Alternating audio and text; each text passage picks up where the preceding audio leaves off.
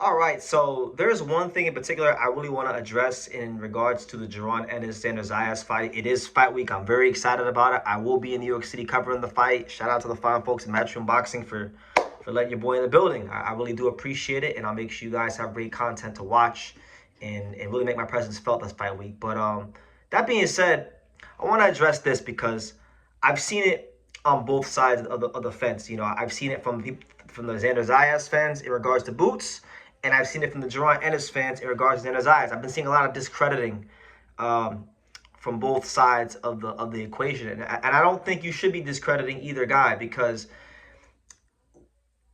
we're in an era in boxing where a lot of these guys do more fighting on the net, on social media, than they do in the ring, right? They're quick to type 140 characters on social media, but they won't put their John Hancock signature on a draft contract to fight, right? And the best example I can give you guys of that is the Shakur Stevenson, Devin Haney, Javante Davis, Keyshawn Davis whole situation, right? These guys doing a whole lot of talking, not really no fighting. That's just what it is. And even in one case, we know that Shakur and Keyshawn won't fight each other because they're brothers, right? So all I'm saying is I'm not trying to put those guys down, but I'm using them as an example to tell you guys that Xander Zayas and Jaron Ennis are real fighters. You got to give them their just due because, you know, Jaron Ennis, the big fight for him was not supposed to be this fight. It was supposed to be Virgil Ortiz. That fell out because of Virgil Ortiz's promotional issues with Oscar De La Hoya and Golden Boy Promotions. And when that happened, you know, you had Jaron Ennis tell Eddie Hearn, get me the Xander Zayas fight. Now, while Jaron was telling Eddie that, Xander Zayas, you know, when it came to his attention that this could be a possibility, he also told Peter Khan and Top Rank, hey, I want to fight Jaron Ennis. And that's who Xander's always been. Let's make no mistakes about it. This the same Xander Zayas that when he wasn't champion, when he was presented to fight with Virgil Ortiz, he said yes to fight Virgil Ortiz in a non-title fight, and Virgil stupidly chose to fight Madrimov. And look what that got him, right? Sebastian Fundora, when that was a fight that he was in position to get, he ran down on Sebastian Fundora after the Cordell Brooker fight, and he said, yo, I want to fight you. And what did Fundora do? He dropped the belt, right? And then he became champion. And then Top Rank wanted to give him a Giovanni Santillon fight, and he said, no, that's too easy of a fight. I can't get up for that fight. Give me the champ, Abbas Bro. He fought Abbas Bro. And he held true to form when it came to this, when he fought Jaron Ennis, because Top Rank didn't want him to take this fight. I've talked to the matchmakers at Top Rank, and they did not want him to take this fight. But he said, listen, I'm here to be great. I'm here to make history. Give me Jaron Ennis, the guy that not many people are eager to fight. So these are two guys that didn't do the talking on social media, and they went ahead and they made the fight. So for that, I respect them both, irrespective of the result. Now, main point of this video is, now that I set the stage for you guys, the main point of this video is that, especially for the people that are saying that this is too soon for Xander Zayas, you haven't really done your due diligence. You haven't, not like you think you have, because really these guys are in and around the same level of experience in the professional game, and I'm gonna explain to you why. Now, this is not baseball. This is not hockey. This is not soccer. This is not basketball. These are not team sports where it's analytics driven. It's the fight game. And you know, you're getting punched in your damn face. And there's a lot of context and factors that go into breaking down a fight. But the one number that I could tell you guys that does have relevance, that does hold some merit going into this fight, is the number of rounds that both guys have boxed in their careers. Because, you know, you look at Jaron Ennis. Jaron Ennis has been a professional now for 10 years. He turned pro in April of 2016. He's been a pro for 10 years. Now, Xander Zayas, on the other hand, he has been a pro for roughly 6.5. He will not be 7 years a professional until October later this year. So we're talking about roughly Jaron Ennis being 3.5 years more experienced than Xander Zayas, with 12 more fights, right? But when you look at the number of rounds both guys have boxed, Jaron Ennis has boxed one more round than Xander Zayas. Jaron Ennis has boxed 125 rounds. Xander Zayas has boxed 124 rounds, despite having, 12 less fights than Boots. He has 23. Boots has 35 pro fights, right? So what that will tell you, of course, what we already know is that Jaron Ennis he says he puts these guys out. He is the bigger puncher. I don't think we need to argue that. He's a bigger puncher than Xander Zayas. He's more explosive than Xander Zayas. That's why he only has one more round box. But I still think that matters because a lot of these guys that Boots has fought in his career, let's just have it right. Like he hits these guys and they just fall right over. And a lot of them have been smaller than him. There is a lot of truth in what people say about Boots in his resume, and it's not to discredit him, and it's not to say that he's not an upper echelon fighter or a talented fighter, because he is. That's why we talk about it. That's why I made so many videos about Jaron Ennis, because he's that damn talented, right? But that's just the truth. Xander has fought guys that, yeah, sure, they are world beaters, but I would say more durable, more game, and that's one of the reasons why he's been able to get more rounds, and I think that plays a part here, because you're going to see Jaron Ennis in this fight, I think in the first 4 rounds, step right to Xander Zayas. And he's going to try to get him out of there. He's going to have the whole of Philadelphia in the ring, in the stands, willing him to try to, knock this kid out and become that superstar that they believe he is, right?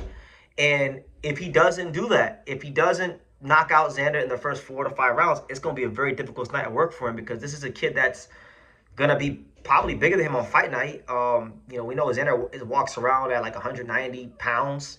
He's big, right? And he can box, and he is mobile. And you look at when he fought, when he won the title against, what's his name, Jorge Garcia Perez. When he fought him, that guy's like 6 feet tall, volume puncher, heavy-handed, bit awkward, right? And he moves well for 12 rounds against Jorge Garcia Perez, and he still had energy in his legs in the 12th round. Yes, he was tying him up. Yes, he was doing holding. I understand all that, but he had the legs to go 12 rounds with a guy like that. So what I'm saying is that Xander Zayas in 12 less fights has gotten the experience to fight on this level, and that's why I guarantee you guys. I know Peter Kahn pretty well. I've studied Peter Kahn very well. We've had very deep conversations about boxing. Peter Kahn, for those of you who don't know, is Xander Zayas' manager. They're all in the South Florida area. I've seen Peter Kahn around town sometimes, in the past. And Peter Kahn is a sharp boxing mind. I've really studied him. I've really listened to him and absorbed a lot about boxing from him. And I guarantee you, one of the things that their team looked at when they took this fight with Jaron Ennis was the number of rounds boxed. And I'll tell you guys that's one thing that a lot of people will look at, is the number of rounds boxed, because even if you're not fighting world beaters, if you're getting that experience, that's actually one way you could measure the experience of a fighter, is how many rounds have they completed under the lights. And then after that, you kind of look at, okay, have they fought a pressure fighter? Like I was saying, after you look at the amount of rounds a fighter's boxed, then you start going through the resume, and not in terms of names, but in terms of styles. Have they fought a pressure fighter? Have they fought a counter puncher? Have they fought a slick counter puncher? And when you go through Xander Zayas' resume, he's fought pressure fighters such as, Jose Luis Sanchez. He's fought that European style against Slava Spumer. He fought the rangy Mexican pressure style of Jorge Garcia Perez, the more compact pressure style of Abbas Barrow. The fight that I feel kind of gives them some confidence, and I'm not saying this guy is anywhere close to Jaron Ennis, because he's not. This guy not close in skills or anything like that, but I look at a fight against Quincy Lavalas that Xander had 4 years ago, a guy that, is slick, is a counterpuncher. Obviously, he's not Boots in terms of those things, but that's a style that Xander has seen. That's a style that Xander has dealt with. And, even in this camp, he's got Tiger Johnson, who presents some really good looks for him in preparing for Boots. Obviously, it's not the same thing as Boots. So I'm not saying it's the same thing as Boots, but I'm saying when you look at the different styles he's fought, when you look at the rounds he's boxed in comparison to the amount of rounds Boots has boxed, what it tells me is that, okay, it really just comes down to, if Xander gets caught in the first couple rounds, will he have the chin, will he have the durability to take what Jaron Ennis dishes out? And if he can answer that question, if that question gets presented to him and he's able to answer it with a yes, he can, and he stands up to the power, I think it winds up being a very, very memorable and competitive fight for all the boxing fans out there. So to anybody out there saying that this is too early for Xander, it's not. And if Jaron Ennis goes out there and knocks him out and does what a lot of people think he's going to do to him, then Jaron Ennis deserves his just due. And I'm going to give it to him. I got no problem giving it to him. I'm always giving Jaron Ennis his just due. A lot of y'all just don't hear it. A lot of y'all just hear when I come on here and I say things that, I really believe. And sometimes, in some cases, when I really tell y'all the truth about things that Boots is and isn't doing, some of y'all don't like it because he's a lot of y'all's favorite fighter. But I've always given Jaron Ennis his just due. So there will be no goalpost moved. Xander's not going to be a bum like some of you guys think I'm going to say if Boots beats him. But at the same time, I'll put it the other way. If Jaron Ennis gets outboxed, if Jaron Ennis, for whatever reason, if the stories that, if the narratives, some of the narratives about him that have been put out there, like that he has a bad chin like his brothers, and his bad chin and his lack of durability is just like his brothers, and it's hereditary. I'm not gonna go none of that either. If he loses to Xander Zayas, it's not because Boots is a bum or he's overrated or he got exposed. Nope. It's just because Xander Zayas was a better man on the night, and Jaron Ennis couldn't execute the game plan. And that being said, last two things I'll say about the Xander Zayas side of things. You know, he is still a big kid, right? So although he is mobile, I do have my concerns about Xander Zayas, like circling the ring and how he's going to move in the last 12 rounds, in the latter part of the fight, if it gets that far. Because, when he fought Jorge Garcia Perez, he was laboring through those last couple of rounds. And he had to really, grind his way through those last couple of rounds. And he did, and that's why he became champion. But like I said, this is a different level from them guys. And I think he's going to have to be at a different level.